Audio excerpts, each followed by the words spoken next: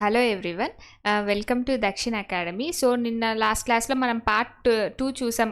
Part 1 చూసాం కదా columns గురించి. సో ఇప్పుడు పార్ట్ 2 డిస్కస్ చేద్దాం. సో కొన్ని కుదిరితే పీవైక్యూస్ డిస్కస్ చేద్దాం. ఆర్సీసీలో రెయిన్ఫోర్స్డ్ కాంక్రీట్ కన్స్ట్రక్షన్స్లో కాలమ్స్ అనేది చాలా ఈజీ చాప్టరు. మోస్ట్లీ మనకు గేట్లో కానీ ఎస్ఎస్సిలో కానీ ఆర్ఆర్బి కానీ ఎక్కడైనా ఐఎస్ 456 కోడల్ ప్రొవిజన్స్ పైన రిలేటెడ్ టు కాలమ్స్ ఓకే డైరెక్ట్గా అడుగుతారనమాట. సో కోడల్ ప్రొవిజన్స్ కొంచెం క్లియర్గా చూసుకొని మనకు ఒక 2 ఫార్ములా ఉన్నాయి అంతే, ఎంటైర్ కాలమ్స్ కలిపి ఈ 2 ఫార్ములా అప్లికేషన్ క్వశ్చన్స్ చూసుకుంటే మనం కాలమ్స్ నుండి ఏ క్వశ్చన్ ఇచ్చినా కూడా స్కోర్ చేయొచ్చు. ఓకే, సో ఇప్పుడు నిన్న ఇక్కడికి ఎండ్ చేసాం కదా. సో మనకు ఈ మినిమం అనేది ఎలా కనుక్కున్నాము? ఈ minimum equal to unsupported length L/500 plus D/30. ఒకవేళ బోత్ ద డైరెక్షన్స్లో ఉంటే L/500 ప్లస్ B/30 తీసుకుంటాం కదా. So subjected to minimum of 20 mm అనేది should be greater than 20 mm అయి ఉండాలి, లేదు అంటే 20 mm అనేది తీసుకుంటాం. ఓకే, సో ఈ మినిమం వాల్యూ అనేది మనం ఏం చేయాలి? ఈ ఫార్ములా యూజ్ చేయాలి అని అంటే ఈ మినిమం వాల్యూ అంటే ఇక్కడ మనం ఒక కాలం తీసుకున్నాం అనుకోండి, ఇది about y axis x axis. ఈ మినిమం అనేది ఎంత ఉండాలి? షుడ్ నాట్ బి, ఇక్కడ ఉంది చూడండి, should not exceed 0.05 times of lateral dimension. అంటే ఏంటి? ఇప్పుడు ఇది మనం బి తీసుకున్నాం అనుకోండి, ఇక్కడ ఈ మినిమం అనేది ఖచ్చితంగా దేనికంటే తక్కువ ఉండాలి? 0.05 బి కంటే తక్కువ ఉండాలి. ఓకే, ఇటువైపు కూడా ఇక్కడ నుండి దేనికంటే తక్కువ ఉండాలి? ఇక్కడ 0.05 బి కంటే తక్కువ ఉండాలి. ఓకే, సో ఇటు సైడ్ ఇది డి తీసుకున్నాం అనుకోండి. ఓకే, సో ఇటువైపు కూడా వై యాక్సిస్ పైన ఎలా ఉండాలి? ఈ వై యాక్సిస్ మనం తీసుకునేటప్పుడు ఓకే, సో ఈ మినిమం అనేది ఇటువైపు ఈ డిస్టెన్స్ ఇక్కడ నుండి 0.05 డి అనుకుంటాం. ఓకే, సో ఇది కూడా ఎంత ఉండాలి? 0.05 డి కంటే తక్కువ ఉండాలి. అంటే ఈ కర్నల్ ఉంది కదా ఇక్కడ.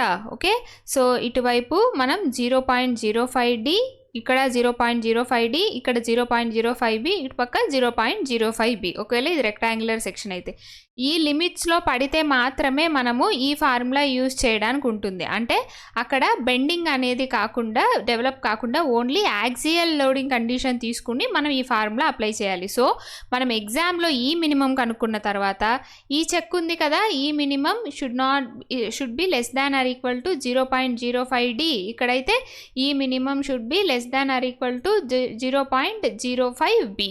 ఈ కండిషన్ చెక్ చేసుకొని ఇది సాటిస్ఫై అయితేనే మనము ఈ పియు వాల్యూ అనేది తీసుకోవడానికి ఉంటుంది. ఓకే, సో ఇక్కడ చూడండి ఇంకొకటి ఇక్కడ మనం ఇంకొకటి కూడా నిన్న క్లాస్లో, లాస్ట్ క్లాస్లో చెప్పుకున్నాము.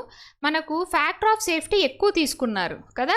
సో మామూలుగా మనము ఆర్సీసీలో బీమ్స్ తీసుకునేటప్పుడు ఫార్ములా పర్మిసబుల్ స్ట్రెస్ కాంక్రీట్లో ఎంతవరకు తీసుకున్నాం? 0.45 ఎఫ్సీకే తీసుకున్నాం. ఎఫ్సీ అనేది క్యారెక్టరిస్టిక్ కంప్రెసివ్ స్ట్రెంత్. సో దీన్ని మనం స్ట్రక్చర్స్లో యూస్ చేస్తున్నప్పుడు 0.65 ఎఫ్సీకే అని, దీనికి మనం ఫ్యాక్టర్ ఆఫ్ సేఫ్టీ చేస్తున్నప్పుడు డివైడెడ్ బై 1.5 వేసుకుంటే మనకు 0.446 ఎఫ్సీకే. ఇది అప్రాక్సిమేట్లీ ఈక్వల్ టు 0.45 ఎఫ్సీకే వచ్చింది కదా. సో ఇది మనం బీమ్స్లో తీసుకున్న స్ట్రెస్, మ్యాక్సిమం స్ట్రెస్, దీనికి లిమిట్ చేసుకున్నాం. అదే కాలమ్స్ తీసుకునేటప్పటికి ఏమైంది? కాలమ్స్లో చూడండి 0.4 ఎఫ్సీకే తీసుకుంటున్నాం. అంటే ఎంత? 0.4 ఎఫ్సీకేనే తీసుకుంటున్నాం. అంటే ఎన్ని టైమ్స్? 0.45 బై 0.4 వాల్యూ ఎంత వస్తుందో చూడండి. అంత టైమ్స్ మనం కాలమ్స్లో ఫ్యాక్టర్ ఆఫ్ సేఫ్టీ ఎక్కువ తీసుకుంటున్నాం. ఓకే, సో అంటే 0.45 కంటే ఫ్యాక్టర్ ఆఫ్ సేఫ్టీ ఎందుకు ఎక్కువ తీసుకుంటున్నాం అంటున్నాము? మనకు తెలుసు ఎఫ్సీకే కంటే మనం 0.67 ఎఫ్సీకే తీసుకుంటే ఫ్యాక్టర్ ఆఫ్ సేఫ్టీ ఎక్కువ తీసుకున్నట్టు. మన యాక్చువల్ స్ట్రెంత్ ఎఫ్సీకే ఉన్నా కూడా మనం ఎంత తీసుకుంటాము? 0.467 ఎఫ్సీకేనే మనకు బిల్డింగ్లో ఉన్నప్పుడు వస్తుంది అనుకుంటాం. దాన్ని మళ్ళీ డివైడెడ్ బై 1.5 చేసుకొని యాక్చువల్గా ఇంతే మన కాంక్రీట్ స్ట్రెంత్, రెసిస్టెన్స్ ఇంతే ఉంటుంది అనేది తీసుకుంటున్నాం. దానికంటే కూడా ఇంకా 0.4 FCK అంటే దీనికంటే కూడా ఏం చేసుకున్నట్టు, ఫ్యాక్టర్ ఆఫ్ సేఫ్టీ పెంచుకున్నట్టు. ఓకే, ఎంత పెంచుకున్నాము బీమ్స్తో కంపేర్ చేస్తే అంటే 0.45/0.4 వేసుకుంటే మనకి ఎంత వాల్యూ వస్తుందో అంత పెంచుకున్నట్టు. ఓకే, సో అరౌండ్ 12 అలా వస్తుంది, చెక్ చేయండి. తర్వాత అదే కాంక్రీట్లో ఇది స్టీల్లో కూడా చూడండి. స్టీల్లో కూడా ఏం చేసాము, మనకు నార్మల్గా బీమ్స్లో ఎంత తీసుకుంటాం పర్మిసబుల్ 0.87 FY. ఎందుకు, స్టీల్కి మనకు ఫ్యాక్టర్ ఆఫ్ సేఫ్టీ ఎంత 1.15. సో FY/1.15 వేసుకున్నప్పుడు మనకు ఏమొస్తుంది 0.87 FY అనేది మన స్టీల్లో పర్మిసబుల్ మనం తీసుకుంటున్న value factor of safety apply చేసిన తర్వాత. కానీ ఇక్కడ ఇది బీమ్స్లో, అదే బీమ్స్ కానీ మనకు స్లాబ్స్ కానీ అన్ని చోట్ల మనం ఇది తీసుకుంటున్నాం. కాలమ్స్కి వచ్చేటప్పటికి ఏమైంది 0.67 FY తీసుకుంటున్నాం. అంటే చూడండి 0.87 FY కాకుండా ఇంకా తగ్గించేసుకుంటున్నాం. కాబట్టి ఫ్యాక్టర్ ఆఫ్ సేఫ్టీ ఎంత పెంచుకుంటున్నట్టు 0.87/0.67 వాల్యూ ఎంత వస్తుందో క్యాలిక్యులేట్ చేయండి. ఇంత వాల్యూ మనం ఫ్యాక్టర్ ఆఫ్ సేఫ్టీ స్టీల్లో కూడా మనం పెంచుకుంటున్నట్టు. ఓకే, 29 అరౌండ్ వస్తుంది. ఎగ్జాక్ట్ వాల్యూ క్యాలిక్యులేట్ చేసుకొని నోట్ చేసుకోండి.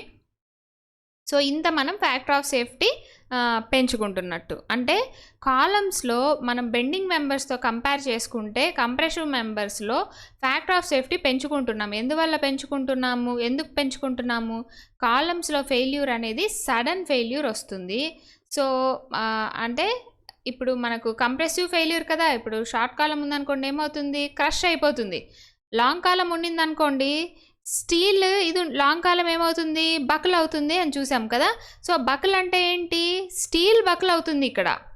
ఓకే, సో ఈ స్టీల్ బకుల్ అవ్వకుండా మనం ఫ్యాక్టర్ ఆఫ్ సేఫ్టీ ఇంకా కొంచెం 0.87 FY నుండి 0.67 FY తీసుకున్నాం.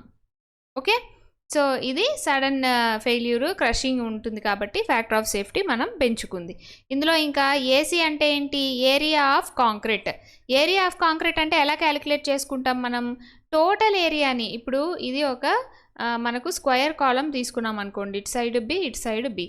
మనం మినిమమ్ ఇక్కడ ఓకే 6 bars ప్రొవైడ్ చేసుకుంటున్నాం. ఓకే, సో ఇప్పుడు మనము టోటల్ ఏరియా అంటే ఏజీ అంటే ఏంటి, గ్రాస్ ఏరియా. గ్రాస్ ఏరియాని ఎప్పుడు మనం ఏజీతో రిప్రజెంట్ చేసుకుంటాం. అంటే ఎంత, టోటల్ మొత్తం ఈ స్టీల్ ఏరియా ప్లస్ ఈ కాంక్రీట్ ఇది ఉంది కదా కాలం ఏరియా. సో అంతా కలిపి మనకు B/B టోటల్ ఏరియా వస్తుంది. ఓకే, సో ఏసీ అంటే ఏంటి అంటే ఈ టోటల్ గ్రాస్ ఏరియాలో నుండి మనం స్టీల్ ఏరియా తీసేస్తే మనకు ఏసీ అనేది వస్తుంది. అంటే ఓన్లీ ఏంటి, కాంక్రీట్ ఏరియా వస్తుంది. ఈ హోల్స్లో మనం ఎలాగో రెయిన్ఫోర్స్మెంట్ ప్రొవైడ్ చేసి ఉంటాం కదా, కాబట్టి ఈ రెయిన్ఫోర్స్మెంట్ అనేది తీసేసి ఈ రెయిన్ఫోర్స్మెంట్ కాకుండా చుట్టూ ఇది ఉంది కదా కాంక్రీట్, దాని ఏరియాని మనం ఏసీ అని అనుకుంటాం. ఓకే, సో ఇది ఏసీ. ఏఎస్సీ అంటే ఏంటి, స్టీల్ ఏరియా ఇందాక మనం తీసుకున్నాం కదా. సో ఇప్పుడు ఈచ్ బార్ డయామీటర్ ఒక 16 mm ఉందనుకోండి. సో 6 bars ఉన్నాయి కాబట్టి 6 × π/4 × 16² ఎంత ఏరియా వస్తుందో అది మన ఏఎస్సీ అవుతుంది. ఓకే, ఇలాగ మనం ఏసీ ఏఎస్సీ క్యాలిక్యులేట్ చేసుకొని మనం సబ్స్టిట్యూట్ చేసుకుంటే మనకు axial load carrying capacity of the column ఎంత అనేది వస్తుంది. ఓకే, సో ఇది ఇప్పుడు నార్మల్గా అది PU వాల్యూ వచ్చింది కదా. సపోజ్ మనకు హెలికల్ రెయిన్ఫోర్స్మెంట్ ప్రొవైడ్ చేశారనుకోండి. లాటరల్ రెయిన్ఫోర్స్మెంట్ ఏంటంటే first lateral reinforcement, longitudinal reinforcement.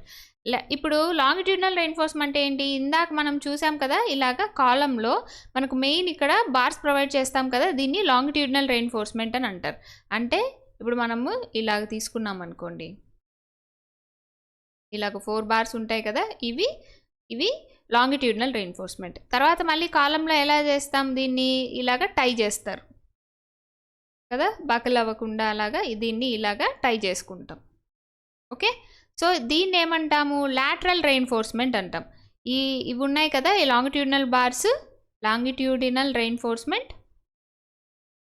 Okay, ఇదేంటిది, ఇది లాటరల్ రెయిన్ఫోర్స్మెంట్.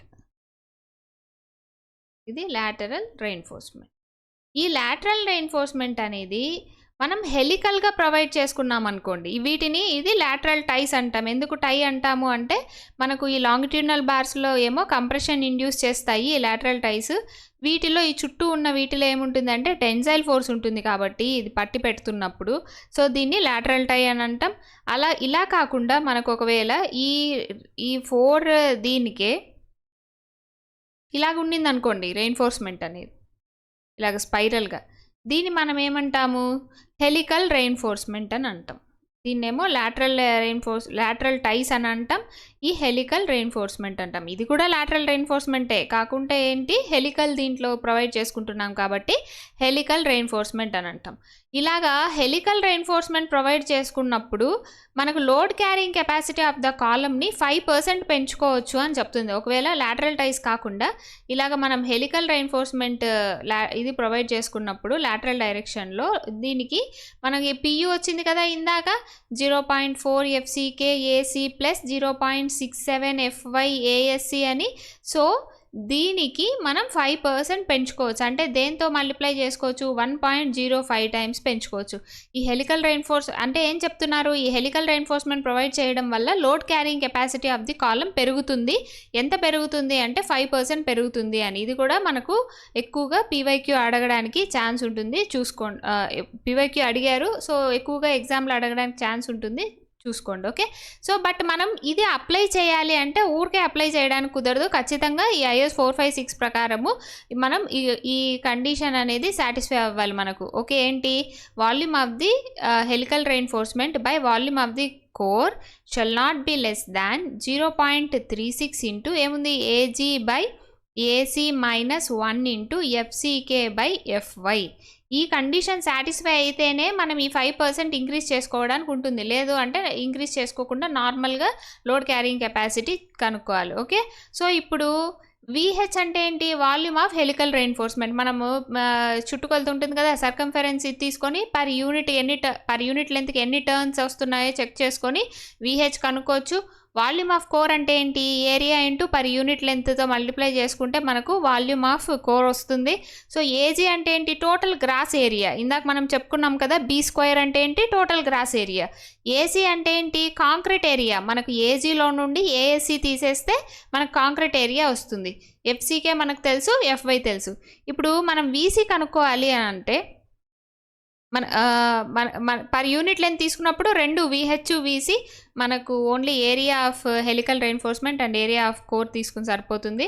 సో AC తీసుకునేటప్పుడు ఏమవుతుంది అంటే కోర్ ఏరియా అంటే ఏంటి అంటే ఇప్పుడు మనం ప్లాన్లో చూసినప్పుడు ఇది కాలం సర్క్యులర్ కాలం తీసుకున్నాం అనుకోండి, ఇవి మన 6 ఇవి రెయిన్ఫోర్స్మెంట్ బార్స్ తీసుకున్నప్పుడు. ఓకే, సో ఇది మన చుట్టూ హెలికల్ రెయిన్ఫోర్స్మెంట్ ఇలా ఉందనుకోండి. ఓకే, సో ఇక్కడి వరకు ఈ హెలికల్ ఇది కవర్ ప్లస్ ఈ హెలికల్ రెయిన్ఫోర్స్మెంట్, ఈ ఇన్నర్ మోస్ట్ హెలికల్ రెయిన్ఫోర్స్మెంట్ ఉంటుంది కదా ఇక్కడ నుండి ఇక్కడ వరకు. ఓకే, సో ఈ ఇన్నర్ మోస్ట్ హెలికల్ రెయిన్ఫోర్స్మెంట్ నుండి ఈ ఇన్నర్ మోస్ట్ దీని వరకు, దీన్ని మనం డయామీటర్ ఆఫ్ ది కోర్ అంటాం. ఏరియా అంటే ఏరియా ఆఫ్ ది కోర్ కూడా దీనికి ఏమవుతుంది π/4 ఇంటూ DC² వస్తుంది. DC² అంటే ఈ ఇప్పుడు మనం ఫర్ ఎగ్జాంపుల్ క్వశ్చన్లో అవుటర్ డయామీటర్ ఒక 400 mm ఇచ్చారనుకోండి సపోజ్. సో మనకు అవుటర్ డయామీటర్ 400 మైనస్ రెండు సైడ్లు ఉన్నాయి కాబట్టి diameter of the core calculate చేయాలప్పుడు 2 ఇంటూ వేసుకోవాలి.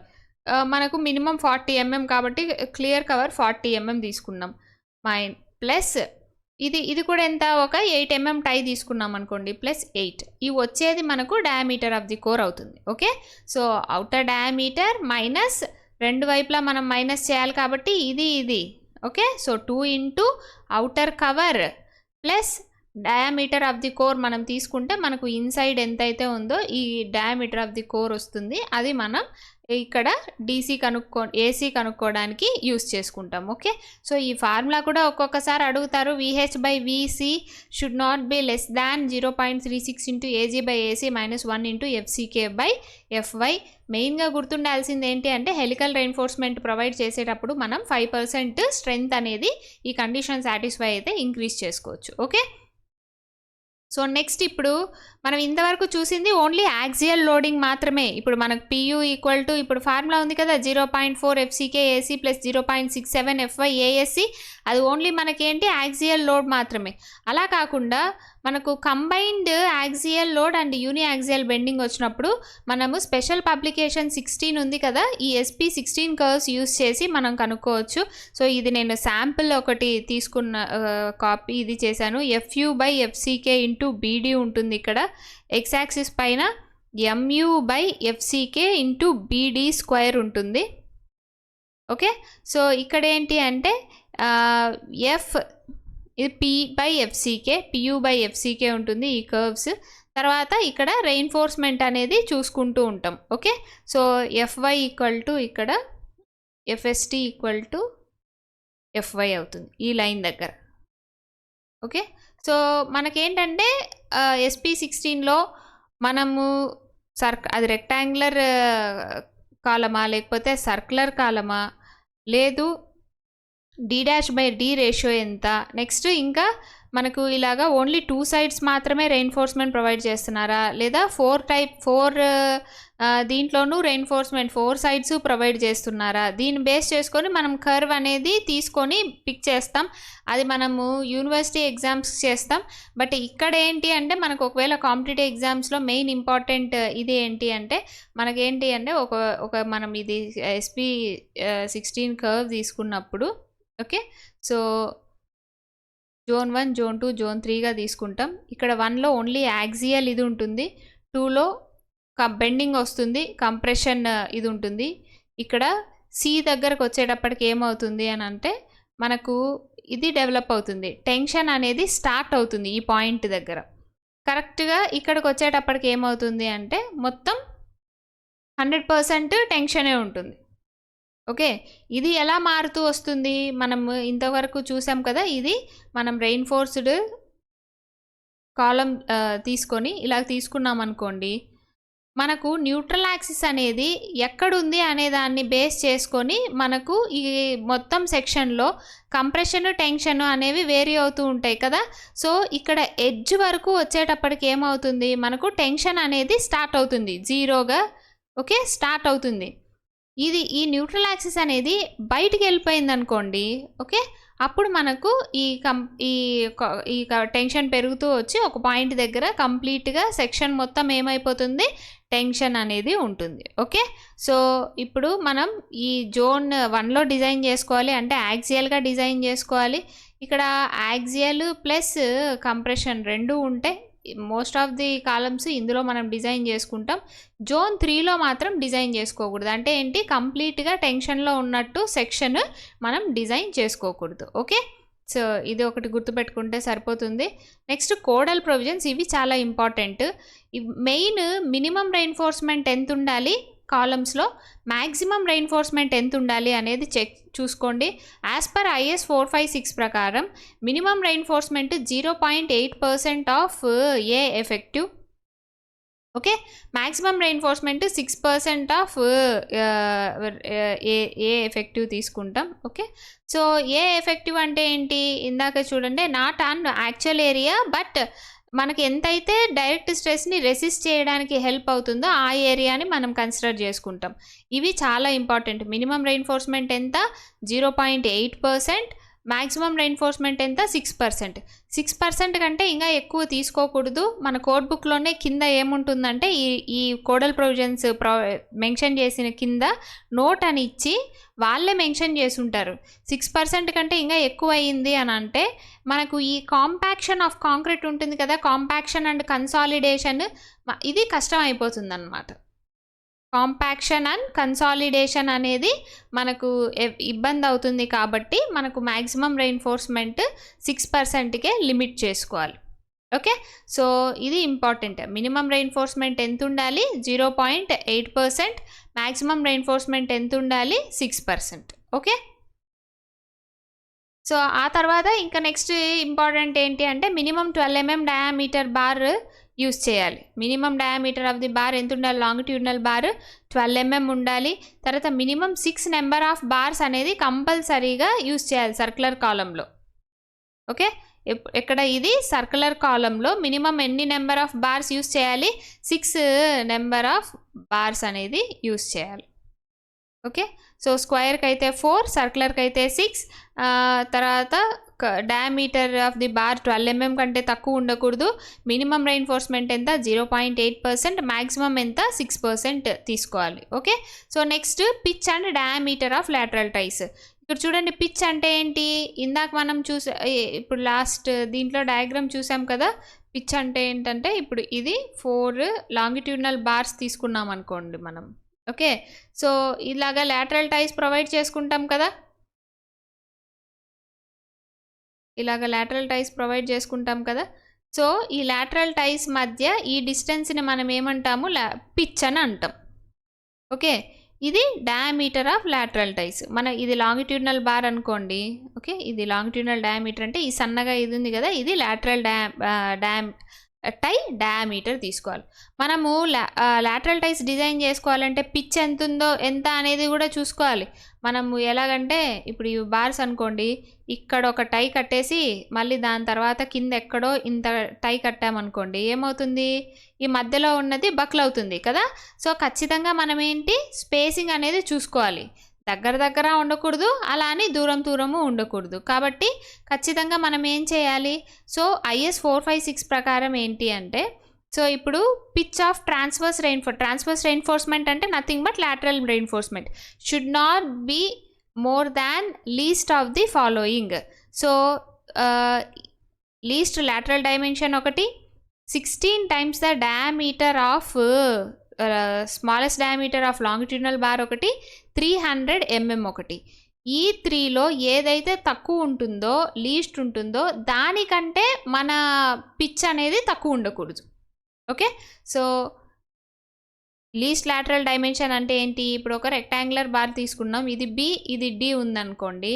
ఓకే, సో ఈ రెండింట్లో ఏదైతే చిన్నది ఉంటుందో అది లీస్ట్ లాటరల్ డైమెన్షన్ అవుతుంది. Okay, so least lateral dimension తర్వాత 16 times diameter of the smallest diameter. ఇప్పుడు మనం ఒక సర్క్యులర్ ఇది తీసుకున్నాం అనుకోండి, అన్ని ఈక్వల్ డయామీటర్ ఉన్న లాంగిట్యూడినల్ బార్ తీసుకుంటే ఓకే. ఒకవేళ అన్ఈక్వల్ ప్రొవైడ్ చేసుకున్నాం అనుకోండి, అప్పుడు ఏదైతే తక్కువ డయామీటర్ ఉంటుందో ఆ diameter of the longitudinal bar తీసుకొని దానికి 16 timesతో మల్టిప్లై చేస్తే వచ్చే వాల్యూ 300 mm. ఈ మూడింట్లో ఏదైతే మినిమం వాల్యూ ఉంటుందో దానికంటే కూడా మన పిచ్ అనేది ఎక్కువ ఉండకూడదు. షుడ్ నాట్ బి మోర్ దాన్. తర్వాత డయామీటర్ ఎంత ఉండాలి, డయామీటర్ వచ్చి 1/4 of the largest longitudinal bar. అంటే ఎలాగా 1/4 ఆఫ్ మనం లాంగిట్యూడినల్ బార్ చేస్తాం కదా 5, దాంట్లో లార్జెస్ట్ మ్యాక్సిమం ఎంత ఉంటుందో దానికంటే 1/4 ఆర్ 6 mm. ఈ రెండింట్లో ఏదైతే గ్రేటర్ ఉంటుందో ఆ గ్రేటర్ వాల్యూ అనేది మనం లాటరల్ డయామీటర్గా చూసుకోవాలి. ఓకే, సో ఇప్పుడు చూడండి, ఇది మనకున్న డైరెక్ట్ మన IS 456 నుండి తీసుకున్నాను. సో ఈ IS 456లో ఏముంది, పిచ్ అనేది should not be less than ఎంతకంటే least lateral dimension 16 times of phi of small. Okay, so తర్వాత 300 mm. మీరు నోట్స్ రాసుకునేటప్పుడు కూడా ఇలాగే సింపుల్గా రాసుకోవాలి. అప్పుడే మనం ఎగ్జామ్ ముందు రివైజ్ చేసుకోవడానికి కూడా ఈజీగా ఉంటుంది. ఆల్రెడీ చెప్పాను, ఇలాగే నోట్ చేసుకోండి. Okay, diameter of pitch. Okay, DP అనుకున్నాం అనుకోండి, షుడ్ నాట్ బి ఇక్కడ సారీ నేను రివర్స్ రాసేసాను కదా, షుడ్ నాట్ బి గ్రేటర్ దాన్,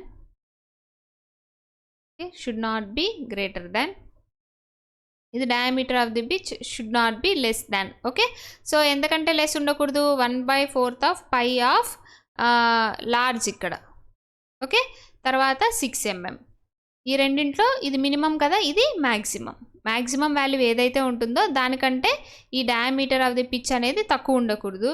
ఈ డయామీటర్ ఆఫ్ లాటరల్ టై అనేది, పిచ్ అనేది ఏంటి, should not be greater than LLD least lateral dimension 16/300 mm. Okay, ఈ రెండు గుర్తుండాలి. అలా కాకుండా హెలికల్ రెయిన్ఫోర్స్మెంట్ ప్రొవైడ్ చేసామనుకోండి, హెలికల్ రెయిన్ఫోర్స్మెంట్ డయామీటర్కి అయితే సేమ్ ఇదే చెప్తుంది. ఓకే, DH అనేది ఏం చెప్తుంది, should not be less than 1/4 of pi large or 6 mm. Okay, ఈ రెండింట్లో ఏదైతే మోర్ ఉంటుందో దానికంటే తక్కువ ఉండకూడదు అనేది హెలికల్ రెయిన్ఫోర్స్మెంట్ చెప్తుంది. కానీ స్పేసింగ్కి వచ్చేటప్పటికి ఏమవుతుంది, స్పేసింగ్ అంటే ఏంటి, పిచ్కి వచ్చేటప్పటికి ఏమవుతుంది, ఓకే ఇప్పుడు మన ఇది తీసుకున్నాం అనుకోండి బార్స్, ఇది కూడా ఇలానే కదా తీసుకుంటాం. సో ఇలాగా ఒక టర్న్కి ఇంకొక టర్న్కి మధ్య డిస్టెన్స్ని మనం పిచ్ అంటాం. ఈ పిచ్ అనేది should not be more than 75 mm or 1/6 of diameter of the core. Okay, ఇంకొకటి ఏం చెప్పారు, pitch should not be less than 25 mm or 3 times diameter of the helix. అంటే మన ఈ హెలిక్స్ తీసుకున్నాం కదా, దీని డయామీటర్ DH అనుకుంటాం, ఈ హెలిక్స్ డయామీటర్ DH అనుకుంటాము. కోర్ డయామీటర్ అంటే ఇందాక మనం చూసాం కదా, ఓకే ఇది కాలం అనుకోండి, ఇది హెలిక్స్ అనుకోండి. ఓకే, సో ఈ హెలిక్స్ ఇన్సైడ్ దీని నుండి ఇన్సైడ్ దీని వరకే మనకు core diameter DC. Okay, so మనం ఈ వాల్యూస్ కూడా గుర్తుపెట్టుకోవాలి. పిచ్ అనేది should not be greater than 75 mm or 1/6 of DC. Diameter of the core should not be less than 25 mm or 3 times of diameter of the helix. So important codal provisions columns అన్నీ గుర్తుపెట్టుకోండి. So long కాలంకి వచ్చేటప్పటికి ఏమవుతుంది అంటే, మనం helix reinforcement provide చేసుకున్నప్పుడు ఎలాగైతే మనకు ఈ లోడ్ క్యారింగ్ కెపాసిటీ అనేది పెంచుకున్నామో 5%, అదే లాంగ్ కాలం తీసుకుంటే ఏంటి అంటే దీన్ని తగ్గించుకోవాల్సి వస్తుంది అనమాట. ఎందుకు, లాంగ్ కాలం బక్కుల్ అవుతుంది కదా. ఓకే, సో ఇక్కడ మనకి ఏదైతే 0.4 FCKAC ఇది ఉందో ఈ వాల్యూని మనం తగ్గించుకోవాలి. ఎంత తగ్గించుకోవాలి అంటే మన కోడల్ ప్రొవిజన్లో కోఫిషియంట్ ఆఫ్ రిడక్షన్ అనేది ఉంటుంది. ఓకే, సో ఈ కోఫిషియంట్ ఆఫ్ రిడక్షన్ అనేది ఎంత తీసుకుంటాం, CR ఈక్వల్ టు ఇది 1.25 మైనస్ L ఎఫెక్టివ్ బై, అంటే ఎఫెక్టివ్ లెంత్ బై B అంటే మనకు dimension of the column, least lateral dimension of the column తీసుకొని మనం ఈ ఫార్ములా గుర్తుపెట్టుకోండి. ఎగ్జామ్లో ఏంటి అంటే మనకు డైరెక్ట్గా ఈ క్వశ్చన్ ఇచ్చి ఇలాగంతా సాల్వ్ చేయమని అడగరు, కానీ జస్ట్ రిడక్షన్ కోఫిషియంట్ ఎంత అనేది క్యాలిక్యులేట్ చేయమనొచ్చు. లేదంటే ఒకసారి ఏమడిగారంటే ఆప్షన్స్ ఇచ్చి ఈ 4లో రిడక్షన్ కోఫిషియంట్ ఏంటి అనేది పిక్ చేయమన్నారు. ఎలాంటి ఆప్షన్స్ ఇచ్చారు, 1.25 plus L effective by 48B అని, లేదు ఈ వాల్యూ చేంజ్ చేసేసి some 1.25 minus L effective by some 160B అని, ఇలాంటివి ఇచ్చారు. మీరు జస్ట్ దీన్ని చూసి ఐడెంటిఫై చేయగలిగితే చాలు. Coefficient of reduction equal to 1.25 minus L effective by B. Okay, so ఇది. తర్వాత ఇంకొకటి, లాంగ్ కాలం ఎప్పుడు మనం దేంతో డిజైన్ చేసుకుంటాము అంటే, నేమ్ గుర్తుపెట్టుకోండి, moment magnification method. Okay, moment magnification method, ఈ నేమ్ ఒకటి గుర్తుపెట్టుకోండి. ఓకే, సో నెక్స్ట్ ఒక 2 PYQ క్వశ్చన్స్ చేయండి. ఇది మనం ఆల్రెడీ చేసిందే, చూసిందే. సో కాలం సైజ్ ఎంత, 450 mm బై 600 mm. అంటే ఇది B, ఇది D అనుకుందాం. అన్సపోర్టెడ్ లెంత్ అంటే ఎంత, capital L equal to 3 meters ఉంది, అంటే ఎంత 3000 mm. Okay, so both sides sway అవ్వకుండా బ్రేస్ చేశారు. యాజ్ పర్ IS 456 ప్రకారము మినిమం ఎసెంట్రిసిటీస్ ఎంత అని కనుక్కోమని చెప్పారనమాట, with respect to major and minor principal axis.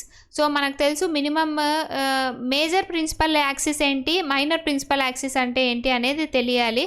So major principal axis అనేది ఇక్కడ, ఓకే షార్టర్ డైరెక్షన్కి ఇది X యాక్సిస్. ఓకే, సో మనకు మైనర్ ప్రిన్సిపల్ యాక్సిస్ వచ్చి ఇది అవుతుంది Y యాక్సిస్. ఓకే, సో మనకి ఇక్కడ మినిమం ఎసెంట్రిసిటీకి ఫార్ములా తెలుసు, ఈ మినిమం ఈక్వల్ టు ఎంత, L by 500 plus D by both the డైరెక్షన్స్లో కాబట్టి B బై 30. B ఎందుకు, మేజర్ దీంట్లో Bనే కదా, కాబట్టి B బై 30. ఆన్సర్ ఎంత చూడండి. తర్వాత ఈ మినిమం ఈక్వల్ టు, తర్వాత L by 500 plus D by 30. Okay, so ఈ రెండు ఎంత అనేది క్యాలిక్యులేట్ చేసుకోండి.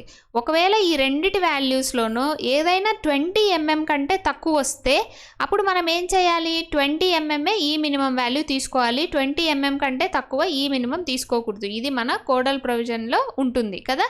సో ఇక్కడ B ఆన్సర్ వస్తుంది చూడండి, 26, తర్వాత 21. సో ఒకసారి చెక్ చేసుకోండి కరెక్టా తప్ప అనేది.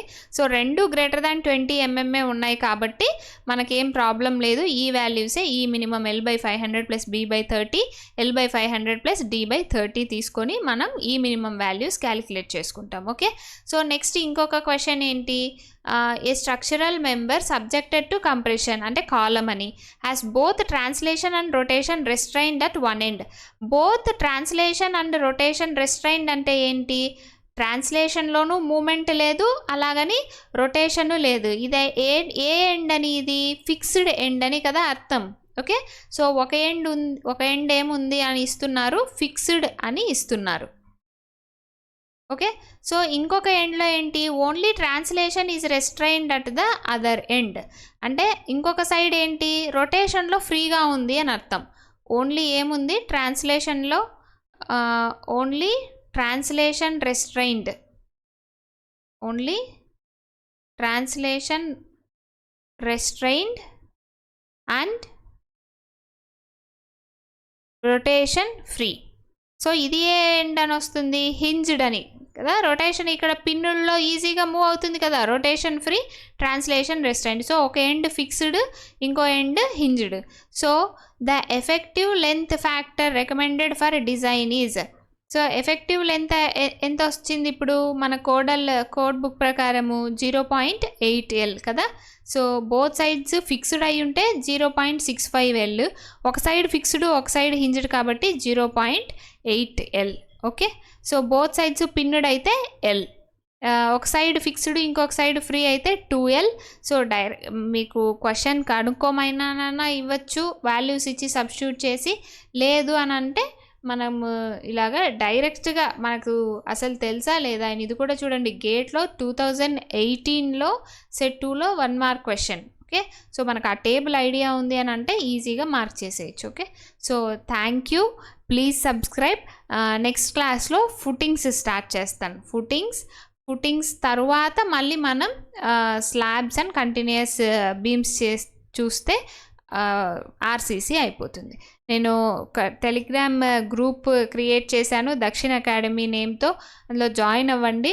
PYQs పెడుతూ ఉంటాను, సాల్వ్ చేయండి. Okay, thank you, please subscribe. Thank you.